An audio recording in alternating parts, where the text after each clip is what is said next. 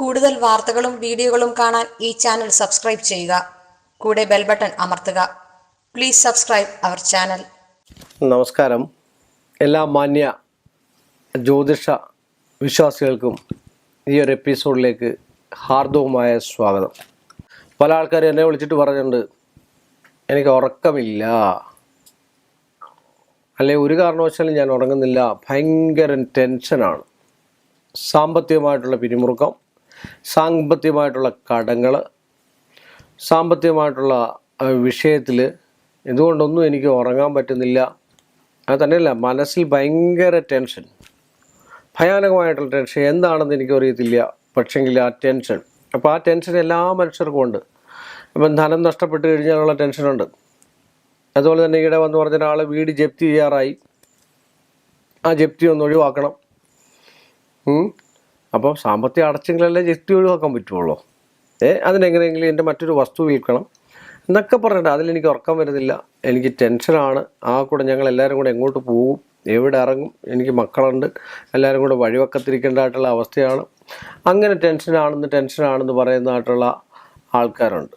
നമ്മളെല്ലാം ടെൻഷനാണെന്ന് പറഞ്ഞു കഴിഞ്ഞാൽ, ഞാൻ നേരത്തെ പറഞ്ഞ പോലെയൊക്കെയുള്ള സംഭവം, ഒരു വിശ്വാസം അർപ്പിക്കുന്ന വിഷയത്തിൽ മനസ്സിനെ കേന്ദ്രീകരിച്ചാൽ, മനസ്സിൻ്റെ ചഞ്ചലത്വം കൊണ്ടാണ് നമുക്ക് ടെൻഷൻ, അമിതമായിട്ടുള്ള ടെൻഷൻ, അമിതമായിട്ടുള്ള ടെൻഷൻ. ആ ടെൻഷനും മറ്റുമൊക്കെ ആകുമ്പോഴാണ് നമ്മൾ ഡോക്ടറെ സമീപിക്കുകയും ടെൻഷൻ ഉറക്കമില്ല എന്ന് പറഞ്ഞിട്ട് നമ്മൾ സ്ലീപ്പിംഗ് പിൽസ് മറ്റു കാര്യങ്ങളൊക്കെ ഉപയോഗിക്കുകയൊക്കെ ചെയ്യുന്നത്. ഉറക്കളവ് സ്ഥിരമാക്കുന്ന ആൾക്കാരുണ്ട്. ഉറക്കളവ് സ്ഥിരമാക്കുന്ന ആൾക്കാരെന്ന് പറഞ്ഞാൽ ഇപ്പോൾ ഒരു മാന്ത്രികൻ, അല്ലെങ്കിൽ പൂജകൾ കഴിക്കുന്ന, രാത്രി മാത്രം പൂജകൾ കഴിക്കുന്ന ആൾക്കാർ, ഇവരൊക്കെ ഉറക്കത്തിൻ്റെ ക്ഷീണവും മറ്റു കാര്യങ്ങളുണ്ട്. എന്നാലും നമ്മൾ ഒരു 7 മണിക്കൂറെങ്കിലും സാമാന്യം ഉറങ്ങണമെന്നാണ് പറയുന്നത്. ഡോക്ടേഴ്സ് പോലും പറയുന്നത് 7 മണിക്കൂർ ഉറങ്ങിയെങ്കിൽ മാത്രമേ, 7 മണിക്കൂർ ഉറങ്ങണം.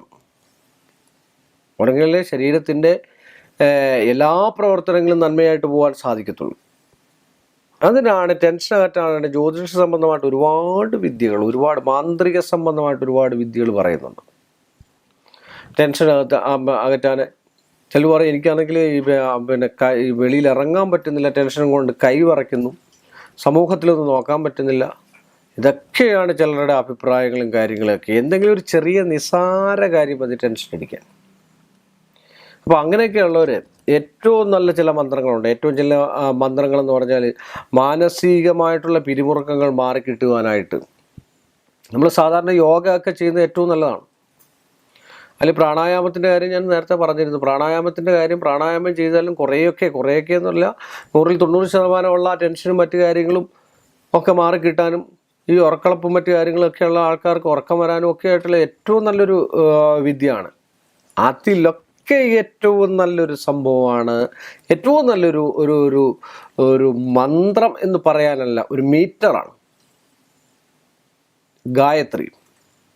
ഗായത്രി മന്ത്രം ജപിക്കുക.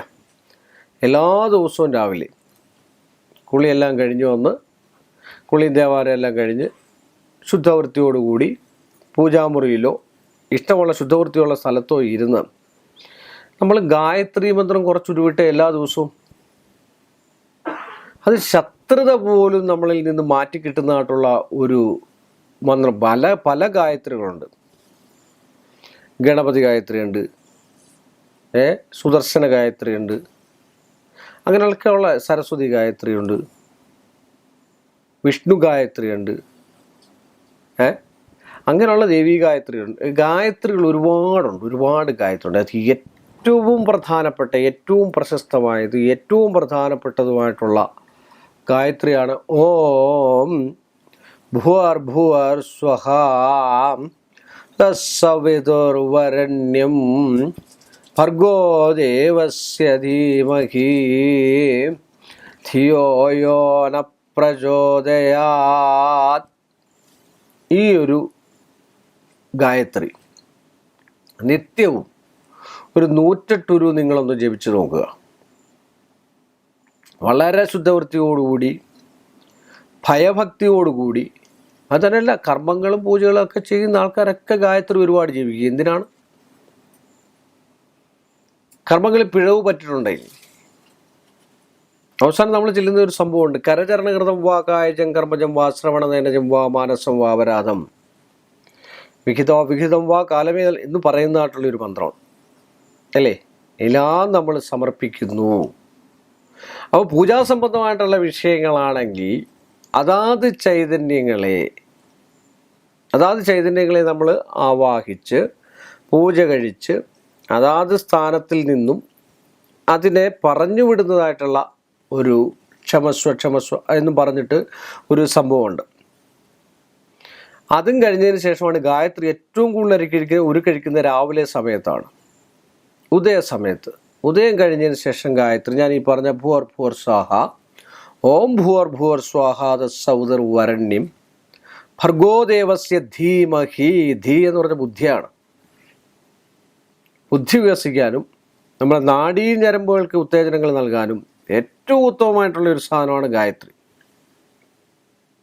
നമ്മൾ രാവിലെ 2 കിലോമീറ്റർ നടക്കുന്നതിന് തുല്യമാണ്. ഒരു ഛന്ദസ്, ഒരു മീറ്ററാണ് ഗായത്രി എന്ന് പറയുന്നത്. ആ ഛന്ദസ് ഉണ്ടെങ്കിൽ ഏത് മന്ത്രവും നമുക്ക് ഉപയോഗിക്കാൻ പറ്റുള്ളൂ. ഛന്ദസ് അറിഞ്ഞ് പ്രയോഗിക്കുന്ന ആളിൻ്റെ മന്ത്രങ്ങളെ ഫലിക്കാറുള്ളൂ. ഋഷി, ഛന്ദസ്, ദേവത ഇതെല്ലാം അറിഞ്ഞിരിക്കണം. ദേവത ഏതാണ്, ആ ദേവതാ സ്വരൂപം ഏതാണ്, ഏത് രീതിയിലുള്ള ദേവതാ സ്വരൂപമാണ്.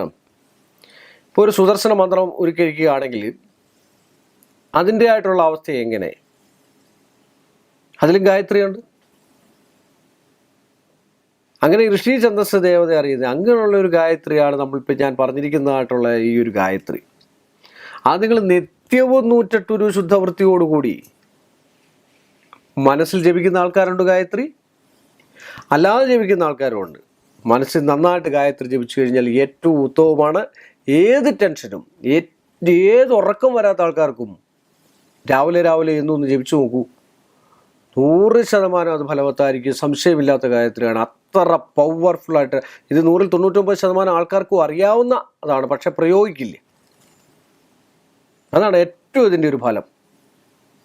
കാര്യം എന്ന് വെച്ചാൽ പ്രയോഗിക്കില്ല, ഇതറിയത്തില്ല.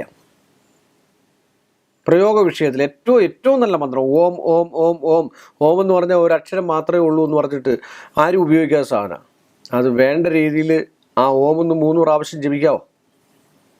നമ്മുടെ ഉള്ളിൽ കിടക്കുന്നതായിട്ടുള്ള ദുഷിച്ച ശ്വാസം വരെ മാറി കിട്ടുമെന്നാണ് പറയുന്നത്. ഓം അങ്ങനെ ഓരോ ലയത്തിൽ അത് ജപിച്ചു കഴിഞ്ഞു കഴിഞ്ഞാൽ അങ്ങനെയാണ് മന്ത്രങ്ങൾക്ക് ശക്തി ഉണ്ടാക്കുക. അതുകൊണ്ട് ഗായത്രി എല്ലാവരും ജപിക്കുക. 108 വെച്ച് രാവിലെ ഒന്ന് ജപിച്ചു നോക്കൂ. നിങ്ങളുടെ മാനസികമായിട്ടുള്ള ടെൻഷനും പിരിമുറുക്കത്തിനും മറ്റു കാര്യത്തിനും ഒക്കെ ഏറ്റവും നല്ലതാണ്. അതുപോലെ തന്നെയാണ് മറ്റ് ഗായത്രികളും. അതോ ഓരോരോ കാര്യങ്ങൾക്ക് വേണ്ടി ആ മീറ്റർ ഞാൻ മുമ്പേ പറഞ്ഞില്ല, ഛന്ദസ്സിന് വേണ്ടി ഋഷിയും ഛന്ദസ്സും ദേവതയും മാത്രം അറിഞ്ഞിരുന്നാൽ പോരാ. ആ മന്ത്രം എന്തിനൊക്കെ പ്രയോഗിക്കാം. ഒരു മന്ത്രം പല കാര്യത്തിന് പ്രയോഗിക്കാം. ചില ആൾക്കാരൊക്കെ വിചാരിച്ചിരിക്കുന്നത് ഒരു മന്ത്രം ഒരു കാര്യത്തിന് വേണ്ടി മാത്രമേ ഉപയോഗിക്കാൻ പറ്റുള്ളൂ. നമ്മൾ ഒരു നാഴി പാലെടുത്തിട്ട് ഒരു പാല് പോലാന്ന് വിചാരിക്കുക മന്ത്രം.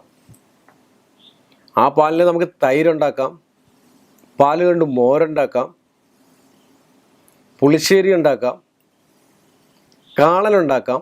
എല്ലാ സാധനങ്ങളും ആ പാലിൽ നിന്ന് വരുന്ന ഉൽപ്പന്നം നെയ്യ് ഉണ്ടാക്കാം.